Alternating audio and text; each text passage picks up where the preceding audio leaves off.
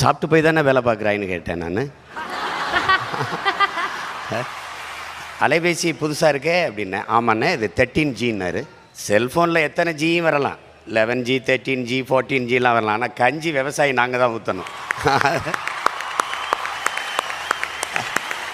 எல்லாரும் நினைக்கிறாங்க காசை கொடுத்தா கடையில் காய்கறி ஃப்ரெஷ்ஷாக கிடைக்குங்கிறாங்க. ஆனால் அந்த காய்கறி கடைக்கு வர்றதுக்கு தொலைதூரத்தில் ஒரு விவசாயி வெயிலில் காஞ்சி மழையில் நனைஞ்சி ரத்தம் வேர்வையாக உடம்பில் ஊற்றி உப்பு பூக்க கண்ணு மொழியும் பிதுங்க கண்ணச்சதை தொங்க வெம்பாடு பட்டு உழைச்சா தான் உங்களுக்கு காய்கறி கடைக்கு வருது, அரிசி பருப்பு வருதுங்கிறத கவனத்தில் வச்சுக்கணும். விண்வெளியில் பறக்கிறோம், வானூர்தியில் பறக்கிறோம். வளர்ச்சி வானூர்தியில் போகிறவனுக்கும் பூமியிலிருந்தான் சோறு போகணுங்கிறத கவனிக்கணும். நீங்கள் எந்த நாட்டிலையும் கார் இல்லை செல்ஃபோன் இல்லைன்னு புரட்சி வந்ததில்லை. ஆனால் நீரும் சோறு இல்லைன்னா அங்கே புரட்சி வராமல் இருந்ததில்லை. அதுக்கான டீசர் உங்களுக்கு புரிகிற